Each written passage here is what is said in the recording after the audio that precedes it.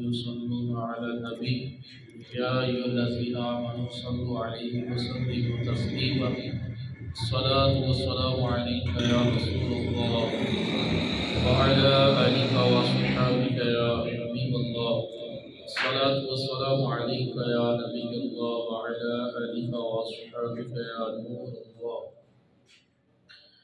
اللہ کی رضا پانے ثواب حاصل کرنے کے لیے سے بیان سنیں گے تو ڈھیروں نیکیوں کا خزانہ ہتائے گا۔ حضرت شیخ احمد بن ثابت مغربی رحمۃ اللہ تعالی نے فرماتے ہیں کہ ایک دن میں قبلے کی طرف رخ کیے دیوار کے ساتھ ٹیک لگائے درود پاک کے موضوع پر ایک مضمون ترتیب دے رہا تھا۔ اسی دوران مجھے نیند آنے لگی۔ میں نے خواب میں دیکھا کہ ایک سنسان جگہ پر ہوں جہاں کوئی عمارت نہیں۔ کچھ لوگ جامع مسجد کے دروازے پر موجود ہیں اور باقی مسجد کے اندر ہیں۔ میں اندر گیا اور ان کے درمیان بیٹھ گیا۔ وہاں میں نے ایک حسین و جمیل نوجوان کو دیکھا جس کے چہرے پر نیک بختی کے آثار نمایاں تھے۔ میں نے کہا کہ آپ کا نام کیا ہے؟ اس نے کہا کہ میرا نام رومان ہے اور میں اللہ الرحمن کے فرشتوں میں سے ہوں۔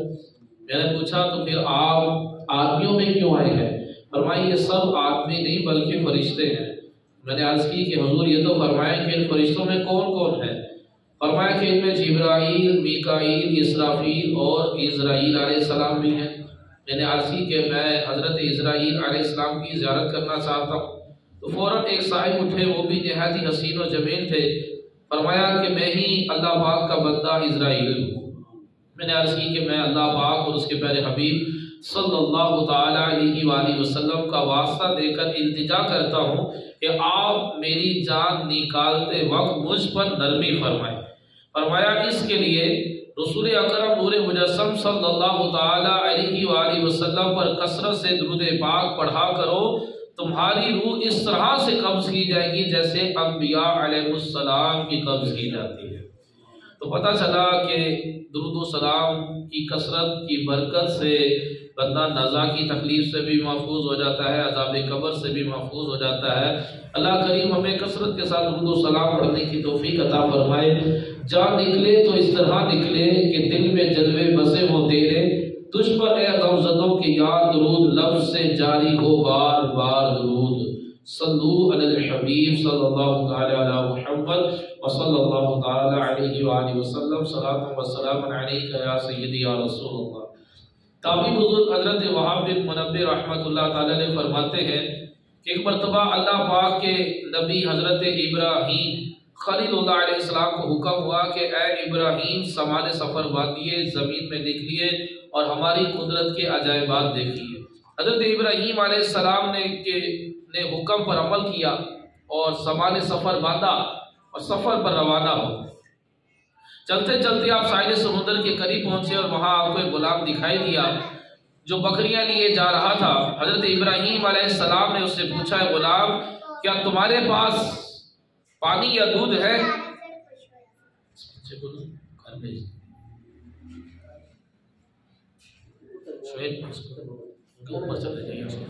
دونوں بچے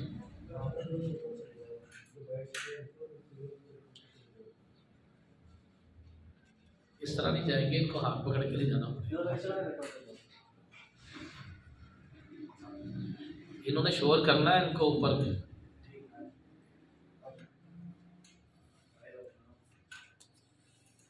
تو ابراہیم علیہ السلام نے اس سے پوچھا، غلام کیا تمہارے پاس پانی یا دودھ ہے؟ اس نے عرض کی کہ جی ہاں، جو آپ پسند فرمائیں وہی پیش کر دوں گا۔ تو فرمایا کہ مجھے پانی پلا دو۔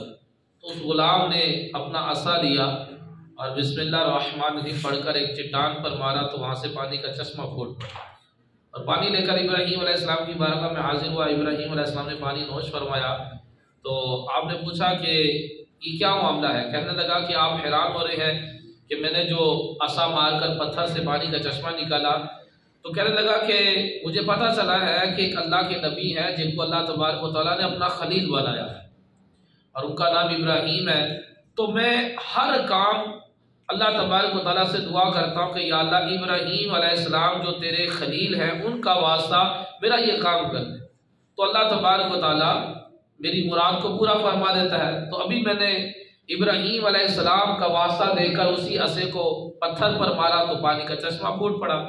تو ابراہیم علیہ السلام نے فرمایا تم جانتے ہو کہ میں ہی ابراہیم اللہ کا نبی خلیل اللہ ہوں۔ تو اس کی خوشی کی انتہا نہ رہی، اور یہاں تک کہ مارے خوشی اور فرحت میں وہ اس کا انتقال ہو گیا، اور ایک نور نے اس کی میت کو چھپا لیا۔ پھر پتہ نہیں کہ اس کی لاش زمین میں چلی گئی یا آسمان کی طرف چلی گئی، اس کا پھر پتہ نہ چلا۔ تو ایک تو ابراہیم علیہ السلام نے یہ منظر دیکھا کہ وہ شخص، اس شخص سے ملاقات ہوئی کہ جو آپ سے بے پناہ محبت کرتا تھا اور آپ کے وسیلے سے دعا مانگتا تھا، اللہ پاک دعا کرتا تھا۔ تو ابراہیم علیہ السلام کے وسیلے سے دعا مانگی جائے تو دعا قبول ہو رہی ہے، تو اللہ کے آخری نبی اللہ کے حبیب صلی اللہ علیہ وسلم کے وسیلے سے دعا کی جائے تو کیوں کرنا دعا قبول ہوگی۔ پھر حضرت ابراہیم علیہ السلام آگے روانہ ہوئے، چلتے چلتے آپ پہاڑ پر پہنچے۔ وہاں ایک گھر تھا جس کے 2 دروازے تھے۔ آپ علیہ السلام اندر داخل ہوئے، اندر ایک تخت تھا اور اس کے اوپر کسی کی لاش رکھی ہوئی تھی، اور اس کے اوپر 70 خوبصورت کپڑے ڈلے ہوئے تھے، اور سر کے پاس ایک تختی رکھی تھی۔ حضرت ابراہیم علیہ السلام نے اس تختی کو پڑھا تو اس پر لکھا تھا کہ میں شداد بن عاد ہوں، میں 1000 سال زندہ رہا، میں نے 1000 لشکروں کو شکست دی، میں نے ہی شہر ارم بنایا، مگر افسوس جب میری موت کا وقت آیا تو میری سب تدبیریں جواب دے گی۔ میں نے دنیا بھر سے اطیبہ کو اپنے محل میں جمع کیا، مگر ان میں سے کوئی بھی موت کو ٹال نہ سکا، پر جس نے مجھے دیکھا اسے دنیا کے دھوکے میں نہیں آنا چاہیے۔ اے لوگوں، خود پر دنیا کے دروازے تنگ رکھو، تم اتنی بادشاہت کے مالک نہیں جس کا میں مالک تھا، تم اتنا عرصہ زندہ نہیں رہ سکتے جتنا عرصہ میں زندہ رہا، تم اتنا نہیں جمع کر سکو گے جتنا میں نے جمع کیا۔ ہاں سن لو، دنیا دھوکے باز ہے، قاتل ہے، اپنے طلبگار کے ساتھ کھیل کھیلتی رہتی ہے۔ یہ عجوبہ دیکھ کر ابراہیم علیہ السلام واپس تشریف لے آئے۔ بے وفا دنیا پر مت کر اعتبار، دنیا پر اعتبار نہیں کیا جائے۔ دنیا کی سب سے بڑا جو دھوکہ ہے وہ دنیا ہے۔ دنیا کے اندر جو سب سے بڑی بے وفا چیز ہے وہ دنیا ہے۔ اس لیے شاعر نے کہا کہ بے وفا دنیا پر مت کر اعتبار، تو اچانک موت کا ہوگا شکار۔ موت بتا کر نہیں آئے گی، اچانک موت کا ہوگا شکار۔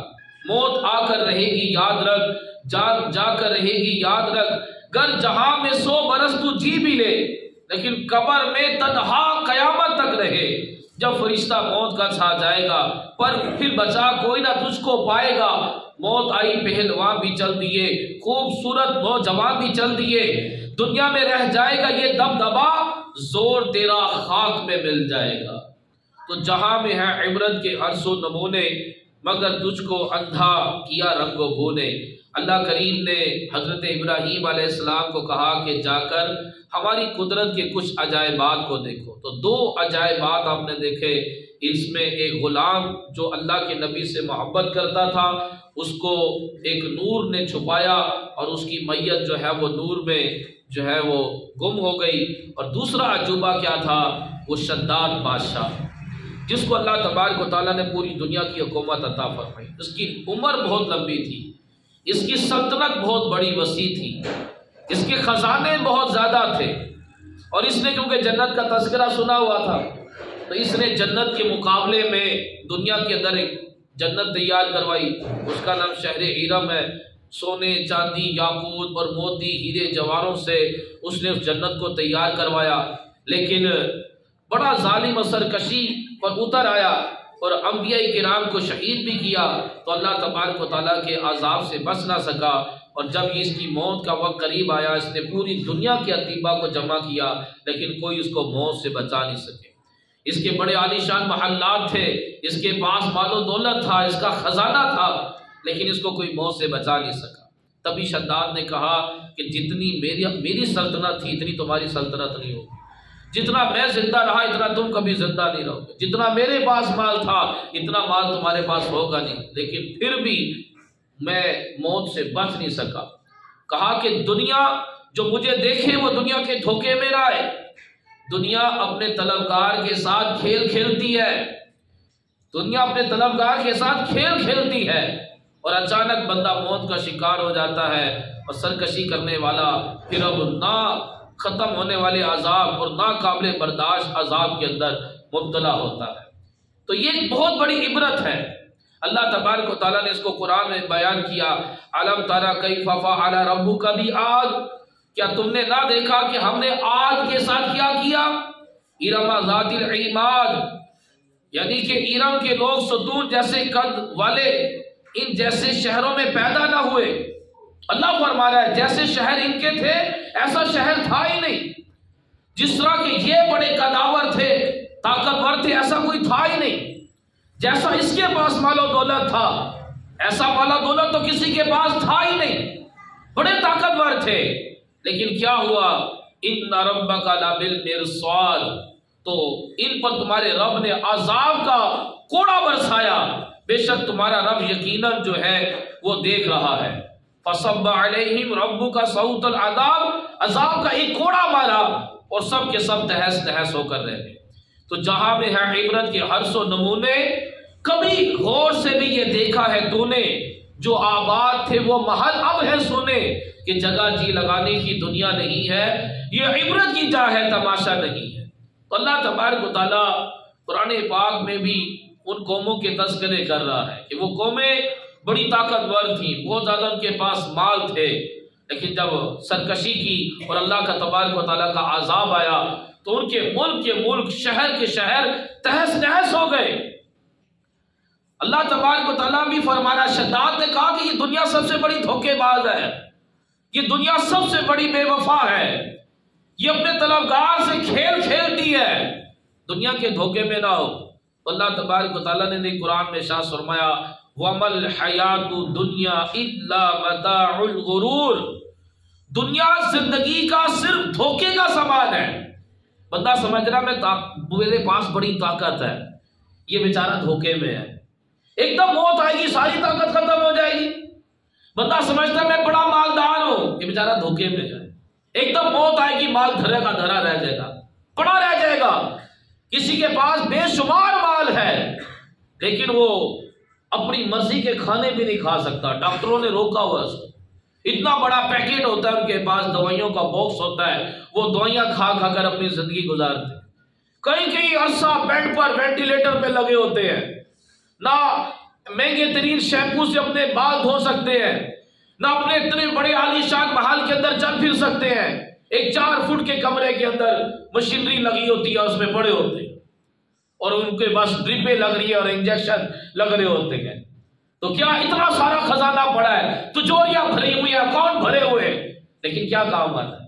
بہترین گاڑی گیراج میں کھڑی ہوئی ہے، گاڑی میں بیٹھ کر جا نہیں سکتا، مکان عالیشان مکان کے اندر بڑا بہترین لون بنایا ہوا ہے، اس کے اندر سیر نہیں کر سکتا، اس میں ٹہل نہیں سکتا۔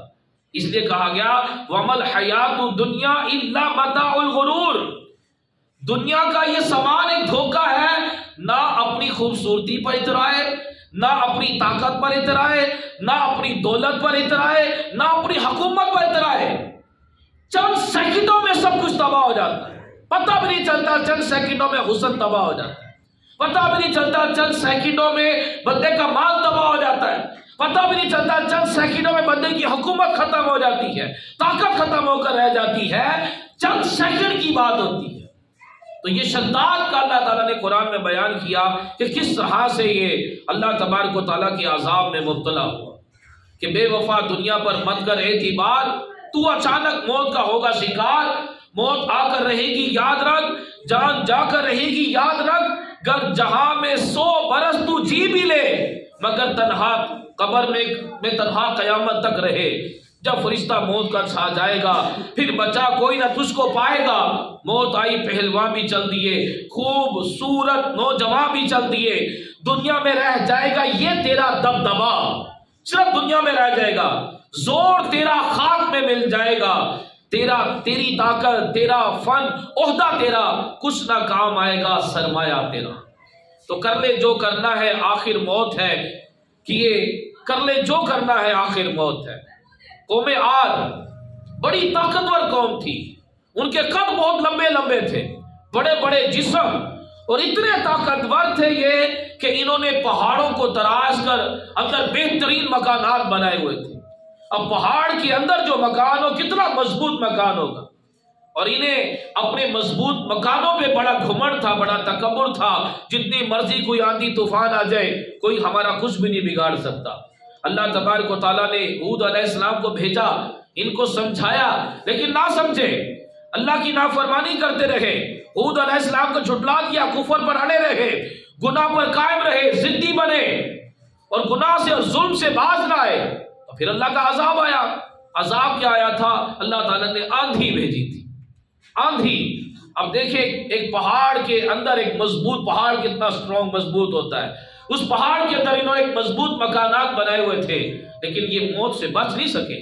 8 دن مسلسل ان پر یہ آندھی رہی، اور جب یہ لمبے قداور بڑے جسم والے بڑے طاقتور جب یہ دھڑام سے زمین پر گرتے تھے تو ان کے سر کے برف سے اڑ جاتے تھے، ان کا سر ٹکڑے ٹکڑے ہو جاتا تھا، ان میں سے ایک بھی زندہ نہ بچا، سب کے سب اللہ تبارک و تعالیٰ کے عذاب میں مبتلا۔ پھر اللہ تبارک و تعالیٰ نے قوم سمود کا ذکر کیا، یہ بھی فن تعمیر کے بڑے ماہر تھے، اللہ پاک نے انہیں بڑی نعمتوں سے نوازا تھا، انہیں بڑی طاقت دی تھی، تو مال و دولت آنے کے بعد یہ بھی سرکشی پر اتر آئے، انہوں نے بھی ظلم کیا اور صالح علیہ السلام کی توہین کی، گستاخی کی اور ان کی اونٹنی کو قتل کر دیا، تو اللہ تبارک و تعالیٰ نے ان پر زلزلے کا عذاب بھیجا اور یہ پوری کی پوری قوم ہلاک اور تباہ ہو کر رہ گئی۔ نمرود، اللہ تبارک و تعالیٰ نے اس کو پوری دنیا کی بادشاہت عطا فرمائی، لیکن یہ بھی ظلم پر اتر آیا، خدائی کا دعویٰ کر بیٹھا، اللہ تبارک و تعالیٰ نے اس پر مچھروں کا عذاب دیا۔ ضروری نہیں کہ مچھر تھے، کیونکہ ابراہیم علیہ السلام نے جب اس نے کہا نا کہ اے ابراہیم میں تمہارے رب سے جنگ کرنا چاہتا ہوں، تو ابراہیم علیہ السلام نے کہا ٹھیک ہے، آپ نے دعا کی یا اللہ عز و جل اپنی سب سے چھوٹی مخلوق بھیج۔ اب دیکھیں یہ جو کورونا یہ بھی تو ایک کیڑا، یہ وائرس ہے، اللہ کی مخلوق ہے، تو جو کہ ایک آنکھ سے نہیں دیکھا جاتا، اوربین سے دیکھا جاتا ہے، تو اس وقت چھوٹا مچھر کو ہی سمجھا جاتا تھا، اس لیے کتابوں میں مچھر لکھ دیا گیا، لیکن اللہ جانے کہ وہ چھوٹی مخلوق کیا تھی۔ اس چھوٹی مخلوق نے ان کی پہلے کھال کھا لیا، پھر ان کی گوشت کو کھا گئے، ہڈیاں باقی رہ گئی، اور یوں نمرود بھی تباہ و برباد ہو کر رہ گیا۔ اللہ تبارک و تعالیٰ نے فرعون کو بڑی طاقت عطا کی، حکومت عطا کی، لیکن اس نے بھی خدائی کا دعویٰ کیا اور ظلم کیا۔ اللہ تبارک و تعالیٰ نے اس کو دریا میں ڈبویا اور اس کی لاش کو باقی رکھا، قیامت تک کے لیے اس کی لاش باقی رہے گی، اور بتا دیا کہ جہاں میں ہے عبرت کے ہر سو نمونے، پوری دنیا کے اندر تمہیں عبرت نظر آئے گی، نصیحت کے لیے تم چاروں طرف دیکھو، تمہیں عبرت نظر آئے گی، عبرت حاصل کرو، لیکن ہم عبرت لینے کے لیے تیار نہیں، کہ جہاں میں ہے عبرت کے ہر سو نمونے مگر تجھ کو اندھا کیا رنگ و بونے۔ ہم دنیا کی خوشبو اور دنیا کی خوبصورتی سے اندھے ہوئے ہیں، جبکہ یہ خوشبو نہیں ہے، اصل میں یہ بدبو ہے۔ یہ دنیا خوبصورت نہیں ہے، یہ گندگی کے ڈھیر سے بھی زیادہ گندی ہے۔ نبی پاک صلی اللہ علیہ وسلم صحابہ کے ساتھ گزر رہے تھے، گندگی کا ڈھیر تھا اور جانور مرے مردار جانوروں کی ہڈیاں بکھری پڑی تھی۔ حضور علیہ کرم صلی اللہ علیہ وسلم نے ہڈی اٹھائی، فرمایا صحابہ یہ ہے دنیا کی حقیقت، یہ بظاہر اس کے اوپر ایک چاندی کا ورق چڑھا دیا گیا ہے، بڑی خوبصورت نگری ہے، بڑی اونچی اونچی بلڈنگیں ہیں، بڑے لمبے لمبے پل ہیں اور بڑے عالی شان مکانات ہیں، بڑے پلازے ہیں، بڑے شاپنگ مال ہیں، وہ بڑے جگمگ جگمگ کر رہے ہیں، ہم اندھے ہو گئے۔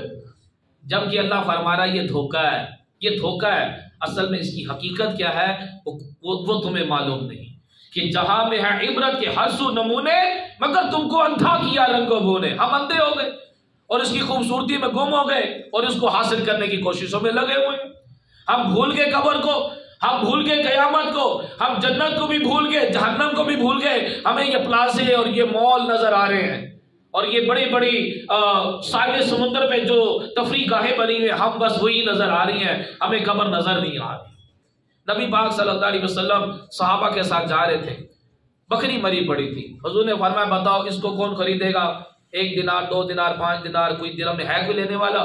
صحابہ نے عرض کی یا رسول اللہ ہم تو اس کو فری میں بھی نہ لیں، کوئی مفت بھی دے تو بھی نہ لے، مری ہوئی بکری کون لے؟ تو حضور نے فرمایا یہی ہے دنیا، جس طرح اس مری ہوئی بکری کو لینے کے لیے تم تیار نہیں، یہ بکری تمہیں اچھی نہیں لگ رہی، کوئی اس کو بکری کو قبول کرنے کے لیے تیار نہیں، تو دنیا کو بھی قبول نہ کرو کہ دنیا اس مردار بکری سے بھی زیادہ بدتر ہے۔ حقیقت بتائی حضور نے دنیا کی، لیکن ہمارے دل سے دنیا کی محبت جاتی نہیں ہے۔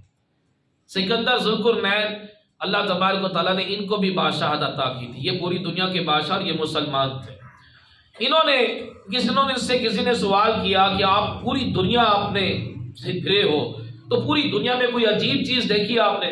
فرمایا ایک میں نے بڑا عجیب معاملہ دیکھا، کچھ لوگوں کو میں نے دیکھا کہ ان کے گھر بالکل سادے تھے اور انہوں نے گھروں کے ہر گھر کے آگے قبریں تھیں، وہ اپنی قبروں کی صفائی کرتے تھے، قبروں پر وقت گزارتے تھے، عبادت خانے دور تھے اور کھانا پینا ان کا تھا کہ وہ بس یہ سب سبزی ترکاری کچی کھاتے تھے، اس میں گھاس وغیرہ یہ چیزیں تھیں، اور ان کا کوئی امیر نہیں تھا، کوئی حاکم نہیں تھا، کوئی قاضی نہیں تھا، اور بڑے اطمینان سے زندگی گزار رہے تھے، ان کے چہروں پر بڑی اطمینانیت تھی اور میں نے ان کو کوئی پریشان نہیں دیکھا۔ تو میں نے کہا کہ یہ کیا معاملہ ہے کہ تم نے عبادت خانے دور بنائے، قبریں قریب بنائی ہوئی ہیں؟ تو کہتے کہ ہم نے قبریں اس لیے بنائی ہیں کہ ہمیں موت یاد رہے، یہ قبر ہمیں اس چیز کی یاد دلاتی ہے کہ مرنا ہے، دنیا میں نہیں رہنا، قبر میں ہزاروں سال رہنا ہے، تو ہم نے اس لیے قبریں بنائی ہیں، ہمیں دنیا سے اس قبر کو دیکھتے ہیں دنیا سے نفرت بڑھتی رہتی ہے، ہم اس قبر کی تیاری کرتے رہتے ہیں اور ہمارے دل میں دنیا کی محبت نہیں آتی، اور ہم کھانا اس لیے سادہ ہے، ارے کتنا ہی لذیذ کھانا کیوں نہ ہو، سادہ کھانا ہو، لذیذ کھانا ہو، حلق سے نیچے اترنے کے بعد دونوں سیم ایک ہی طرح کے ہو جاتے ہیں، اور ہمارے درمیان کوئی حاکم نہیں، کوئی قاضی نہیں، کیونکہ ہم کوئی گناہ کرتے نہیں ہیں، کسی پر ظلم زیادتی کرتے نہیں ہیں، بددیانتی کرتے نہیں ہیں، اس لیے کوئی حاکم اور قاضی کی ضرورت نہیں ہے۔ اور ہم نے عبادت خانے اس لیے دور بنائے ہیں کہ ہم نے سنا ہے کہ جتنا زیادہ چل کر جاؤ اتنا زیادہ ثواب ملتا ہے، تو وہ کہتے ہیں کہ ہم اسی وجہ سے ہمارے چہروں پہ اطمینان ہے کہ ہم نے قبر و حشر کی تیاری کی ہوئی ہے۔ تو سکندر ذوالقرنین کہتے ہیں کہ یہ میں نے بڑا ہی ایک عجیب منظر دیکھا تھا۔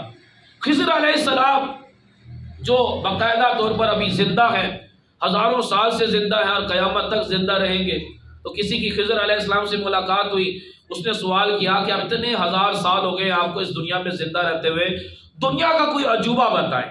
تو آپ علیہ السلام نے فرمایا کہ میں ایک مرتبہ ایک جگہ سے گزرا تو وہ جگہ بالکل کھنڈر تھی، بالکل کھنڈرات تھے۔ 500 سال کے بعد جب میں دوبارہ وہاں سے گزرا تو بڑا بہترین عالی شان شہر آباد تھا۔ تو میں نے کسی سے سوال کیا کہ تم کب سے آباد ہو؟ کہنے لگا ہم تو کئی نسلوں سے یہاں پر آباد ہیں، میں وہاں سے گزر گیا۔ پھر جب 500 سال کے بعد آیا تو وہاں پہ دریا تھا، لوگ مچھلیاں پکڑ رہے تھے۔ میں نے پوچھا کہ تم کب سے یہاں سے مچھلیاں پکڑ رہے ہو؟ کہتے ہیں ہمارے تو کئی نسلوں سے ہمارے باپ دادے اس دریا سے مچھلیاں پکڑ رہے ہیں، ہم بھی پکڑ رہے ہیں۔ کہتے پھر میں چلا گیا، پھر 500 سال کے بعد آیا تو وہاں سے دریا گیا۔ یعنی کہ بتانے کا مقصد یہ ہے کہ ایک پل میں ادھر سے ادھر ہے دنیا، چند لمحوں کا خواب ہے دنیا، کیوں دل لگائے اس سے فخر، نہیں اچھی خراب ہے دنیا۔ ایک عالی شان شہر بنا ہوتا ہے اور زلزلہ آتا ہے شہر زمین بوس ہو جاتا ہے۔ ایک بہترین ملک ہوتا ہے، اس میں بڑی ٹیکنالوجی ہوتی ہے، بڑا ترقی یافتہ ملک ہوتا ہے اور بڑا ساحل سمندر پہ لوگ انجوائے کر رہے ہوتے ہیں، اچانک سونامی آتا ہے اور پورے ملک کو تہس نہس کر کے چلا جاتا ہے، لاشوں کے ڈھیر لگ جاتے ہیں۔ تو بھائی کچھ پتہ نہیں دنیا، ہم سے پہلے لوگ کیا تھے، ان کا اندازِ زندگی کیا تھا، ہم مر جائیں گے، ہمارے بعد وہ لوگوں کے کیا حال ہوگا، ان کے اندازِ زندگی کیا ہوگا، کیا پہنیں گے، کیا کھائیں گے۔ تو یہ دنیا دھوکہ ہے اور بدلتی رہتی ہے، کبھی محلات ہوتے ہیں تو کبھی کھنڈرات ہوتے ہیں، تو کبھی کھنڈرات ہوتے ہیں تو کبھی دریا ندی نالے ہوتے ہیں۔ تو اس دنیا کے اندر تبدیلی آتی رہتی ہے، اس لیے کہا گیا کہ یہ دنیا، یہ بے وفا دنیا پر مت کر اعتبار، تو اچانک ہوگا موت کا شکار، موت آ کر رہے گی یاد رکھ، جان جا کر رہے گی یاد رکھ۔ نبی کریم صلی اللہ تعالی علیہ وسلم نے ارشاد فرمایا جس طرح تم لوگ موت کو جانتے ہو، اگر یہ جانور موت کو جانتے ہوتے، انہیں موت کا علم ہوتا تو تمہیں کبھی بھی اچھا گوشت کھانے کو نہ ملتا۔ اگر ان کو موت کا پتہ چل جائے جانوروں کو تو یہ چرنا چھوڑ دیں گے اور موت کے خوف سے یہ سوکھ کر کانٹا بن جائیں گے اور تمہیں کبھی اچھا گوشت کھانے کو نہیں ملے گا۔ لیکن ہمیں موت کا علم ہے، موت کا علم ہونے کے باوجود ہماری آنکھوں پر جو ہے نا وہ غفلت کی پٹی بندھی ہوئی ہے، کہ تجھے اندھا کیا رنگوں بو نے. ہم کتنے جنازے پڑھ چکے ہیں، کتنوں کو قبر پہ اترتا ہوا دیکھ چکے ہیں، لیکن اس کے باوجود ہمارا یہ ذہن نہیں بن رہا کہ میں نے بھی مرنا ہے، میں نے بھی مرنا ہے، میں نے بھی قبر میں اترنا ہے، میں نے بھی ہزاروں سال قبر میں رہنا ہے. قبر میں جو ہے وہ دیکھنے کی طاقت بڑھ جاتی ہے، محسوس کرنے کی طاقت بڑھ جاتی ہے، قبر میں عقل بھی بڑھ جاتی ہے. یہاں 5 مرلے 10 مرلے کے مکان میں اکیلے رہنا بہت بڑا عذاب ہوتا ہے، جس میں ہر طرح کی سہولیات بھی موجود ہے، لیکن وہ 2 گز کے قبر کے اندر کوئی ماں باپ نہیں، کوئی رشتہ دار نہیں، کوئی دوست احباب نہیں، کسی قسم کی سہولیات نہیں. کبھی سوچا کہ قبر کے اندر میں ہزاروں سال کس طرح سے وقت گزاروں گا؟ تو ہمیں عبرت نہیں ہوتی. ہم دنیا کی محبت میں پڑھتے چلے جا رہے ہیں، گرتے چلے جا رہے ہیں، اور اس دنیا کو حاصل کرنے کی کوششوں میں لگے ہوئے ہیں. حضرت حسن بصری رحمت اللہ تعالی نے فرماتے ہیں جس کا ضمیر زندہ ہے جنازہ اس کے لیے سب سے بڑی نصیحت ہے. جنازہ ہی سب سے بڑی نصیحت ہے. فاروق اعظم رضی اللہ تعالیٰ عنہ نے جو انگوٹھی پہنی ہوئی تھی اس کے اوپر لکھا ہوا تھا کہ نصیحت کے لیے موت کافی ہے، نصیحت کے لیے موت کافی ہے. حضور پاک صلی اللہ علیہ وسلم نے قبرستان جانے کا حکم دیا. کس لیے؟ فرمایا قبرستان جایا کرو تاکہ یہ قبریں تمہیں آخرت کی یاد دلائیں، تمہیں دنیا سے نفرت دلائیں کہ دنیا میں میرے. دیکھیں نا، یہ شعبان کا مہینہ بھی تو موت کی یاد دلاتا ہے نا. شعبان کا مہینہ موت کی یاد دلاتا ہے. اب یہ اتوار کو شب برات ہے. اسرائیل علیہ السلام کو ہر سال شب برات میں فہرست دی جاتی ہے کہ اس سال ان لوگوں کی روحیں قبض کرنی ہے. تو جن کی فہرست دی گئی وہ موت ان کو آ چکی ہے، اور کچھ کو آ رہی ہے، کچھ کو آنے والی ہے. ہو سکتا ہے کہ ہمارا بھی نام ہو، ہمیں بھی 15 شعبان سے پہلے موت آنی ہو، یا ہو سکتا ہے کہ 15 شعبان کو ہمارا نام دیا جائے کہ اس سال اس کی روح قبض کرنی ہے. اب اس سال ہم نے مرنا ہے، لیکن ہمارے اندر تو دنیا کی محبت. میں نے تو بڑے بڑے پلان بنائے ہوئے، فرعون کے بھی بڑے لمبے لمبے پلان تھے، لیکن موت کی گھاٹ اتر گیا. مائیکل جیکسن کے بھی بڑے لمبے لمبے پلان تھے، وہ بھی 50 سال کی عمر میں مر گیا. اس نے بھی بہت سارے ڈاکٹر ہائر کیے ہوئے تھے کیونکہ وہ لمبی زندگی جینا چاہتا تھا، لیکن ڈاکٹر اس کو بچا نہ سکے، وہ بھی موت کے گھاٹ اتر گیا. ہم نے بھی لمبے لمبے پلان بنائے ہوئے ہیں، لیکن قبر خود کے تیار ہے اور ہم اس میں قبر میں جانے والے ہیں، لیکن ہمارا پلان پلازے بنانے کا ہے. کئی لوگ ایسے بازار میں دندناتے پھر رہے ہوتے ہیں جن کا کفن سل کر تیار ہو چکا ہو.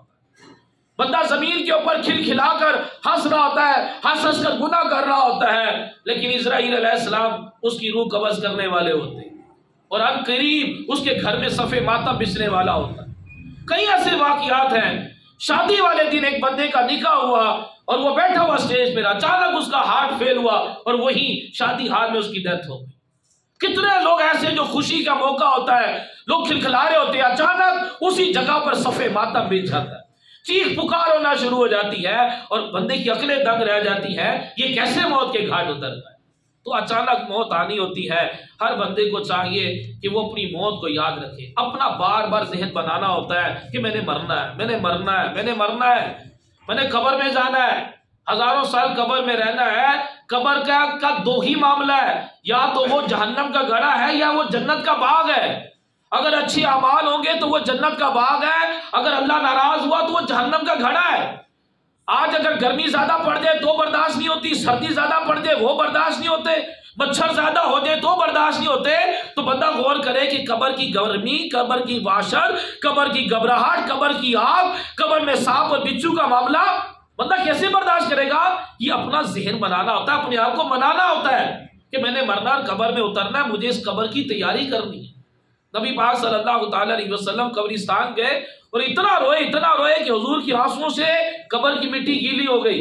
پھر فرمایا کہ بھائیو اس کے لیے تیاری کرو، لیکن ہمیں بڑی نہیں تیاری کی.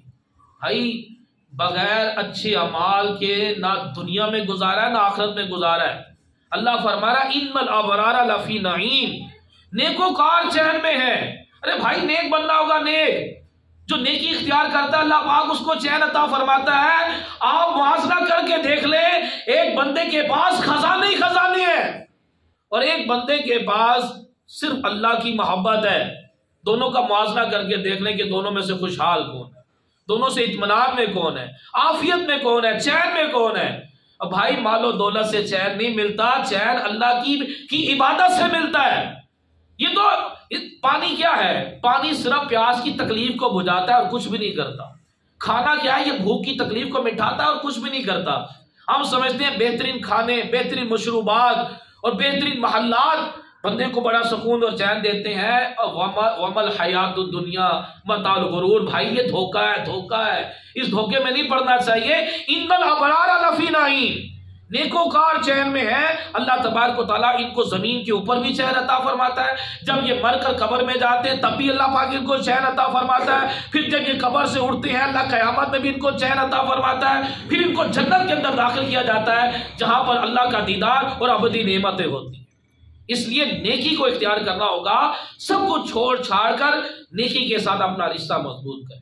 تو 15 شعبان کو یہ فہرست بنائی جائے گی کہ کس کو دنیا میں بھیجنا ہے، کس کو موت دینی ہے، کس کو کتنا رزق دینا ہے، کس نے حج کرنا ہے۔ یہ سارے کے سارے فیصلے جو ہیں یہ 15 شعبان کی رات ہوتے ہیں۔ اللہ پاک نے فرمایا فیہا یفرق کل امر حکیم، اس رات میں حکمت کے کام بانٹ دیے جاتے ہیں، فیصلے ہوتے ہیں۔ تو بندے کو چاہیے کہ 15 شعبان کی رات عبادت میں لگ جائے اور اللہ پاک کی بارگاہ میں جھولی پھیلا دے۔ حضور فرماتے ہیں 15 شعبان کی رات اللہ پاک آسمان دنیا پر تجلی فرماتا ہے کہ ہے کوئی مجھ سے توبہ کرنے والا کہ جس کے گناہ معاف کروں، ہے کوئی مجھ سے بخشش طلب کرنے والا کہ اس کی مغفرت کر دوں، ہے کوئی روزی طلب کرنے والا جس کو روزی عطا کروں، ہے کوئی مصیبت زدہ کہ جس کی مصیبت کو دور کر دوں، ہے کوئی طلوع فجر تک اللہ کی رحمت صدا لگاتی ہے۔ لیکن ہم نے اپنے بچوں کو پٹاخے خرید کر دے دیتے ہیں، کچھ لوگ آتش بازی میں، پٹاخوں میں، اور کوئی نیوز چینل دیکھنے میں، اور کام کاج سے تھکے آئے اور کھایا پیا اور غفلت میں سو گئے، شب برات کی رات بھی سوتے ہوئے گزار دی۔ اللہ فرما رہا مانگ لو مجھ سے، بندہ سویا پڑا، نہ اللہ تعالیٰ سے مغفرت مانگ رہا ہے، نہ اللہ سے روزی مانگ رہا ہے، نہ اللہ سے حج کی درخواست کر رہا ہے، بس سو گیا وہ۔ اللہ تبارک و تعالیٰ کی یہ رات عبادت میں گزارنی چاہیے۔ اللہ تبارک و تعالیٰ اس رات میں مسلمانوں کی بخشش فرماتا ہے، لیکن رشتہ داروں سے تعلق توڑنے والا، اپنے سینے میں اپنے مسلمان کا کینہ رکھنے والا، والدین کی نافرمانی کرنے والا، شراب کا عادی، جادو ٹونے کرنے والا، ان کو نہیں بخشا جاتا۔ یہ اس رات اللہ تبارک و تعالیٰ کی رحمت سے محروم رہتے ہیں۔ یہ وہ گناہ ہے کہ اللہ تبارک و تعالیٰ ان کی مغفرت نہیں فرماتا۔ تو 15 شعبان کی رات کو عبادت میں گزارا جائے، دن میں روزہ رکھا جائے، نامہ اعمال تبدیل ہوتے ہیں۔ تو بندے کو چاہیے کہ وہ 14 شعبان کا روزہ رکھے، کیونکہ نامہ اعمال تبدیل ہو رہا ہے۔ نامہ اعمال کے آخر میں روزہ، نئے نامہ اعمال شروع ہو رہا ہے، اس میں روزہ، اور پھر جیسے ہی سورج غروب ہو 15 شعبان کی رات شروع ہو گئی تو بزرگان دین مغرب کے بعد سے عبادت میں مصروف ہو جاتے تھے۔ 6 نفل پڑھے جاتے ہیں روزی میں برکت کے لیے، عمر میں برکت کے لیے، اور اپنے سوا اللہ پاک کسی کا محتاج نہ بنائے۔ یہ 6 نفل پڑھے جاتے ہیں، سورہ یاسین پڑھی جاتی ہے۔ انشاءاللہ ہماری مسجد میں یہ 6 نفل پڑھے جائیں گے، آپ شرکت فرمائیے گا۔ اور پھر ساری رات کو بندہ عبادت میں گزارے۔ جو بندہ شب برات کی رات سورہ دخان کی تلاوت کرتا ہے 70,000 فرشتے اس کے لیے مغفرت کی دعا کرتے ہیں۔ بزرگان دین شب برات کی رات کو نیا کپڑا پہن کر، خوشبو لگا کر، سرما لگا کر مسجد میں جمع ہو کر بڑی تعظیم کے ساتھ رات کو عبادت میں گزارا کرتے تھے۔ تو یہ برات کا مطلب نجات دلانے والی رات، یہ دنیا کی مصیبتوں سے بھی نجات دلائے گی، جہنم کی آگ سے بھی نجات دلائے گی، لیکن اس کے لیے کہ جو رشتہ داروں سے تعلق نہ توڑے، کینہ نہ کرے، والدین کی نافرمانی نہ کرے، اور رات کو عبادت میں گزارے۔ اللہ تبارک و تعالیٰ ہمیں سمجھنے کی توفیق عطا فرمائے۔ تو اتوار کا یہ دن آ رہا ہے، اس اتوار والے دن کرنے والے کام کیا ہے؟ ایک تو یہ کہ روایت میں آتا ہے کہ جو ہمارے رشتہ دار انتقال کر چکے ہیں ان کی روحیں گھروں میں آتی ہیں اور کہتی ہیں کہ صدقے کے ذریعے ہماری مدد کرو، تو ان کی طرف سے صدقہ دیا جاتا ہے۔ کوئی صالح ثواب کرے، ان کی طرف سے صدقہ دے تو وہ خوش و خرم پلٹتے ہیں، اگر نہ کیا جائے تو وہ غمگین پلٹتے ہیں۔ پچھلے جمعہ بھی میں نے اعلان کیا تھا کہ ہمارے پیر و مرشد شیخ طریقت بانیہ دعوت اسلامی نے اعلان کیا ہے کہ اپنے مرحومین کے صالح ثواب کے لیے 1500 روپے صدقہ دیں دعوت اسلامی کو۔ دعوت اسلامی آپ کے یہ 1500 روپے فلسطین کے مسلمانوں پر، شام کے مسلمانوں پر، اور پاکستان میں بھی غریبوں پر اور مدارس میں ہی آپ کی رقم خرچ کرے گی۔ تو انشاءاللہ آپ ڈھیروں ڈھیر ثواب کا خزانہ ہاتھ آئے گا، تو 1500 روپے صدقہ دیں۔ پھر اگر جادو کے معاملات ہیں تو 7 پتے بیری کے لے کر اس کو پانی میں ڈال کر گرم کر کر اس سے غسل کریں۔ اب بہت لوگ کہتے ہیں جی کہاں لکھا ہے کہ بیری کے پتوں سے غسل کرو جادو ختم ہو جائے گا؟ اور بھائی تیرا سر میں درد ہوا، تو نے پیناڈول کھائی، کہاں لکھا ہے کہ سر میں درد ہو تو پیناڈول کھا لو، پیٹ میں درد ہو تو فلاں گولی کھا لو؟ بھائی علاج ہے، یہ اطباء کا قول ہے۔ کون سا میں قرآن کی آج حدیث بیان کر رہا ہوں؟ آپ کا دل کر رہا ہے تو علاج کر لے، نہیں کرنا تو نہ کرے۔ میں نے کون سا کہہ دیا کہ بیری کے پتوں سے نہانا فرض و واجب ہو گیا؟ یہ ایک علاج بتایا جا رہا ہے جو سال ہر سال سے بزرگان دین نے بتایا کہ شب برات کو بیری کے پتوں سے غسل کر لو تو جادو سے بچ جاؤ گے۔ اگر دل مانتا ہے تو کر لو، نہیں مانتا نہ کرو بھائی۔ اگر کوئی نہیں کرے گا تو گناہگار تو نہیں ہوگا، اور اگر کوئی غسل کر لے گا تو اس کو ثواب تو نہیں ملے گا۔ یہ تو ایک علاج ہے۔ تو 7 پتے بیری کے پانی میں ڈال کر اسے غسل کرے تو بزرگان دین کہتے ہیں کہ بندہ پورا سال جادو سے بچا رہے گا۔ پھر رات کو عبادت میں گزارے۔ قبرستان جانا سنت ہے، قبرستان جائے، لیکن قبرستان جا کر یہ اگربتیاں، موم بتیاں، چراغ جلانا شروع کر دیں، اس کی اسلام میں اجازت نہیں ہے۔ کیونکہ میں نے آپ کو پہلے بھی بتایا تھا کہ یہ پہلے، کیونکہ سال ہر سال سے لوگ شب برات کو قبرستان جاتے ہیں، تو پہلے زمانے میں بجلی نہیں تھی، وہ تو روشنی کے لیے چراغ جلایا جاتا تھا، لیکن اب اس کی ضرورت نہیں ہے۔ اس کو دین نہ بنا لیں، یہ کوئی دین نہیں ہے چراغ جلانا، موم بتیاں جلانا، اس کی اسلام میں کوئی حقیقت نہیں ہے۔ کسی کو نے جمعرات کو 5 چراغ جلائے ہوتے ہیں، کسی نے گھر میں جلائے ہوتے ہیں، کسی نے درخت پہ جلائے ہوتے ہیں، کسی نے دیوار فکس کی ہوتی ہے۔ یہ پاگلوں والے، جاہلوں والے کام ہے، یہ کوئی دین نہیں ہے۔ قبرستان جانا ہوتا ہے، جا کر وہاں پر قرآن خوانی کرنی ہوتی ہے۔ اس کا موم بتیوں کا، اگربتیوں کا اور یہ چراغوں کا اسلام سے کوئی تعلق نہیں ہے۔ ہاں اگر اس دور میں بھی اگر یہ بجلی نہ ہوتی تو روشنی کے لیے ہم بھی چراغ جلاتے، اب موم بتیاں جلاتے، تو یہ صرف روشنی حاصل کرنے کے لیے ہے، یہ کوئی دین نہیں ہے۔ تو قبرستان جایا جائے اور صبح کا روزہ بھی رکھے تو انشاءاللہ عز و جل جو ہے وہ اس رات کی برکتیں ہمیں سب کو حاصل کرنی چاہیے۔ اللہ تبارک و تعالیٰ ہم سب کو اس رات کو عبادت میں گزارنے کی توفیق عطا فرمائے۔ تو ہماری مسجد میں صلاۃ التسبیح وغیرہ کا انتظام ہے، ضرور بھی ضرور شرکت کیجیے گا۔ اللہ پاک ہمیں عمل کی توفیق عطا فرمائے۔